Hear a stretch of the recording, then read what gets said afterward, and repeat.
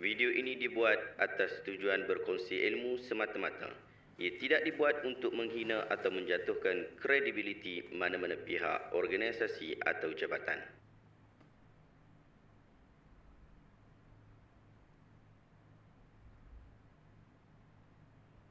Assalamualaikum warahmatullahi wabarakatuh. Saya Syekh Abudin. Terima kasih banyak kerana anda berada di channel YouTube saya dan terima kasih banyak jika anda telah tekan butang subscribe. Kalau belum tekan butang berkenaan, tekan butang itu sekarang. Jika ada video-video yang bermanfaat, insya-Allah akan ada di feed YouTube anda. Sahabat-sahabat, baru-baru ni kita dah buat video reaction berkaitan tentang jin telefon ustaz. Kali ni ustaz yang sama keluarkan satu video lagi berkaitan tentang jin WhatsApp ustaz. Jom kita tengok video berkenaan sama-sama dan kita berikan reaction. Selepas itu moga-moga kita dapat manfaat ilmu. Baik, saya jawab hari ni 3 minggu lepas. Ni dalam handset saya ni ada ni. Siapa nak tengok boleh tengok lepas ni. 3 minggu lepas jin WhatsApp saya. Masya Allah. Tu saya kata. Masya Allah, syok ustaz. Mesti awak gelak. Betul ke Ustaz Pin jin WhatsApp saya? Nanti boleh tengok, saya tunjuk.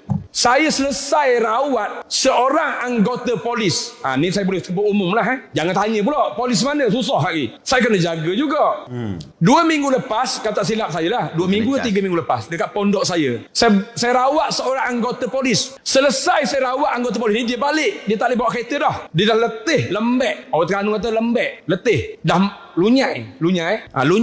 Isteri dia bawa kereta, bawa balik ke rumah. Tiba-tiba telefon saya tak berhenti masuk WhatsApp. Puik. Menatang apa bunyi puik ni? WhatsApp. Puik. Tak berhenti masuk. Saya buka telefon. Bila saya buka, apa ucapan yang pertama? Ustaz, engkau tak berjaya usir aku. Aku jin ifrit. Aku nak tengok je setara mana ilmumu. Jin ifrit pun ada adab panggil. Saya kata siapa pula WhatsApp tengah malam? Waktu di WhatsApp tu dah tengah malam. Dia kata aku ifrit. Kenapa engkau cungkil aku? Aku dah sekian lama duduk dalam badan dia ni. Kenapa engkau cungkil? Lepas tu saya jawab WhatsApp. Saya kata tugas aku rawat dia. Dan aku akan cuba bantu dia selesaikan benda ni. Dia jawab balik, kamu tak berjaya. Aku kuat. Aku jin ifrit. Kamu tak berjaya nak usir aku. Lepas tu saya cabar dia. Mari kita berlawang hari ni. Kita tengok siapa kuat. Apa dia cakap? Aku tak nak pergi dah pondokmu. Takut.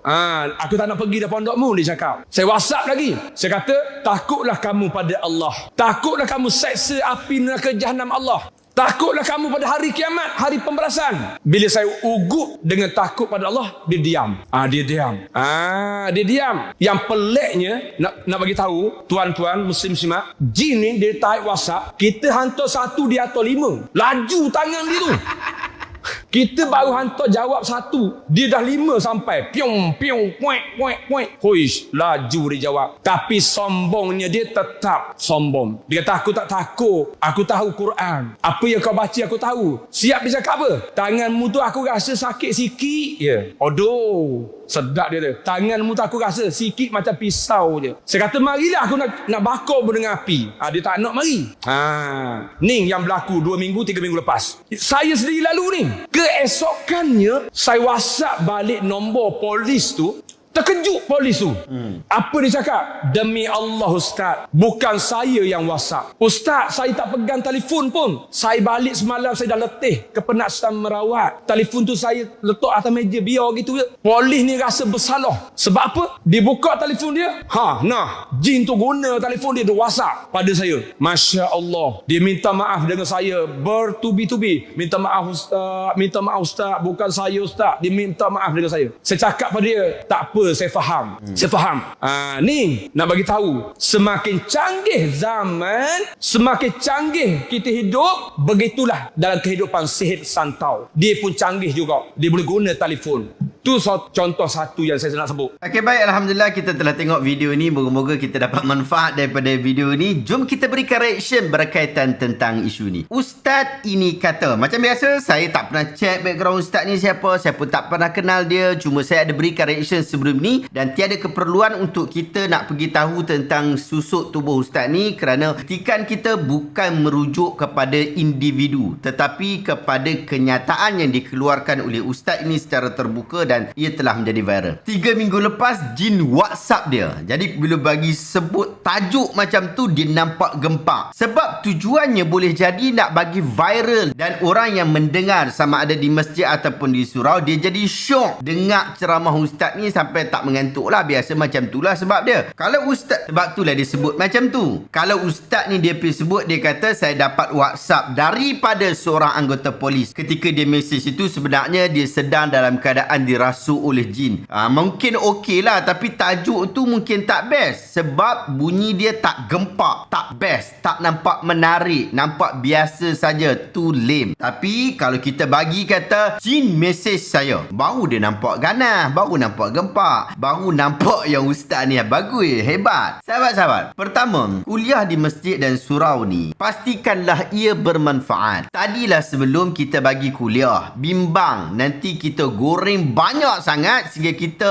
mereka-reka pada benda yang merapu, merepek dan meraban. Tauliah yang pihak Jabatan Agama bagi adalah untuk kita mengajak fardu ain, mengajak agama dan pengajian berkitab. Bukan disuruh untuk kita mengajak sinopsis kisah dalam kehidupan seharian ustaz dan ustazah. Jabatan Agama mahu kita mengajar subjek-subjek yang penting supaya masyarakat yang mendengar dapat mengambil manfaat ilmu, iman, amal dan takwa. Kalau setiap ustaz yang mengajar asyik sangat duk bawa kisah peribadi dan kehidupan harian sendiri ke meja penceramah, apa manfaat kepada masyarakat? Bukankah mereka juga yang mendengar-dengar ni, audience ni mempunyai pengalaman yang lebih banyak, lebih berharga dan lebih bermanfaat dan mungkin lebih masuk di akal berbanding cerita-cerita daripada ustaz dan ustazah. Tetapi diberikan peluang ustaz dan ustazah untuk berada di depan, memberikan ceramah, memberikan nasihat yang dikaitkan dengan Al-Quran dan As-Sunnah, bukan sekadar cerita-cerita yang tidak bermanfaat kepada masyarakat. Yang kedua, usahlah terlalu percayakan orang yang dikatakan dirasuk ataupun kenyataan-kenyataan yang bersifat ghaib seperti percaya jin WhatsApp dan sebagainya. Kerana satu, jika benar orang itu dirasuk oleh jin, jin itu memang tidak boleh dipercayai. Allah Ta'ala sebut, ba'da a'udzubillahi minasyaitanir rajim, wa annahu kana rijalun minal ins ya'uduna birijalin minal jin fazaduhum rahaqa. Amat salah perbuatan beberapa orang daripada kalangan manusia melindungi dirinya dengan meminta pertolongan daripada ketua-ketua golongan jin, kerana dengan permintaan itu mereka menjadikan golongan jin bertambah sombong dan jahat. Dalam surah Jin ayat 6. Mengapakah disebutkan seperti itu? Kerana jin adalah makhluk yang paling tidak boleh dipercayai. Kita tidak berada di alam mereka dan pengetahuan kita tentang alam mereka juga telah dihadkan oleh Allah Azza wa Jalla. Kita pun tak tahu keadaan mereka sehingga kita tak boleh percaya mereka 100%. Apatah lagi kalau manusia biasa pun kita disuruh untuk selidik apa-apa berita yang sampai, takkan kita akan percaya terus dengan segala ucapan daripada jin. Itu tak masuk di akal yang waras yang Allah Ta'ala kurniakan kepada kita. Yang kedua, jika dia itu tidak dirasuk oleh jin, polis tu hanya nak main-main dengan kita saja, maka kita akan menjadi orang yang bodoh dan diperbodohkan. Bahkan lebih teruk lagi jika kebodohan itu kita cerita kepada orang ramai sehingga orang yang prank kita itu rasa sukaria. Ini adalah satu perkara yang memalukan. Yang ketiga, the worst situation yang boleh berlaku jika orang yang dikatakan dirasuk oleh jin itu sebenarnya sedang mengalami delusi dan halusinasi sehingga menyebabkan mengalami masalah-masalah mental yang disebut sebagai dissociative identity disorder. Bahasa yang lebih mudah difahami, split personality. Ini boleh terjadi disebabkan dia pernah mengalami tekanan emosi dan mental pada satu-satu waktu sehingga dia mencipta dirinya yang satu lagi yang mempunyai watak, umur, cara bercakap, perilaku dan kebiasaan yang berbeza. Boleh saja disebabkan masa kecil dia mendapat satu trauma sehingga dia mencipta dirinya yang dikenali dengan jin ifrit yang bertugas untuk melindungi dirinya. Lalu dalam beberapa waktu dia akan menjadi jin ifrit itu. Bahkan ada saja orang yang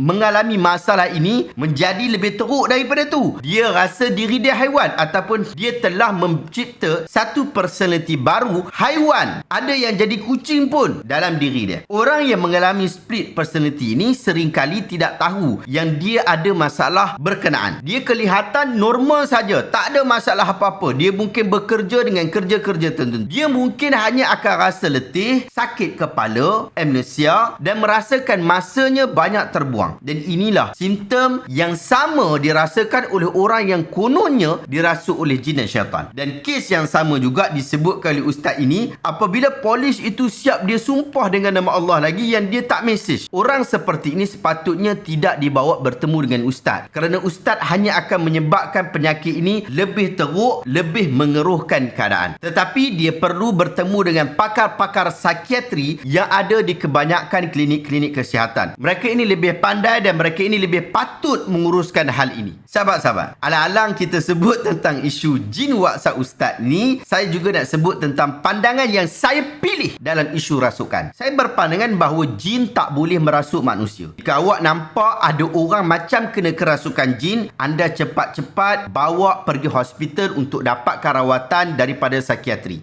Tidak ada satu pun dalil yang kukuh daripada Al-Quran ataupun daripada As-Sunnah yang menguatkan pandangan bahawa jin boleh merasuk manusia. Pandangan ini bukan pandangan saya seorang, tetapi ia juga adalah pandangan daripada ramai ulama-ulama yang lain. Antaranya Al-Qaffal rahimahullah yang merupakan seorang tokoh besar ulama mazhab Asy-Syafi'i. Pun begitu, saya tetap tidak menafikan kewujudan pandangan ulama-ulama yang lain yang mengatakan tentang kewujudan rasukan jin. Ini saya hanya nak menegaskan pandangan yang saya pilih. Boleh jadi ia juga menjadi pandangan-pandangan orang yang lain, mungkin pakar-pakar psikiatri di dalam isu pandangan ulama berkaitan tentang rasukan jin. Mungkin kajian-kajian yang lebih luas berkaitan tentang isu rawatan kepada orang yang disangka kena rasukan jin ini boleh dilakukan dengan melihat pandangan-pandangan ini. Bukan hanya Al-Qaffal, Al-Qaradawi rahimahullah juga dan ulama-ulama yang lain juga mengambil pendapat ini dan saya merasakan pendapat ini lebih kukuh untuk saya pegang. Wallahu ta'ala, sahabat-sahabat, saya cadangkan anda untuk kita membaca, menggali sirah Nabi SAW secara tuntas dari awal kelahiran sehingga kewafatan baginda Nabi SAW, supaya kita dapat gambaran kehidupan Nabi itu dengan jelas. Dapatkan buku sirah Nabi Ar-Rahiqul Makhtum yang saya dan juga tim telah jemahkan, dan dapatkan juga buku Inilah Islam yang semestinya difahami untuk kita mengetahui dan mengenali disiplin-disiplin Islam yang utama yang perlu kita pegang. Dapatkan buku ini dekat link yang saya letakkan di bawah ataupun WhatsApp terus saya 0133023316. Wallahu ta'ala alam. Sahabat, adakah anda dapat sesuatu ilmu yang bermanfaat daripada video pada hari ini? Jika anda rasa video hari ini bermanfaat, tekan butang share. Semoga orang lain juga mendapat manfaat yang sama. Terima kasih banyak. Assalamualaikum warahmatullahi wabarakatuh.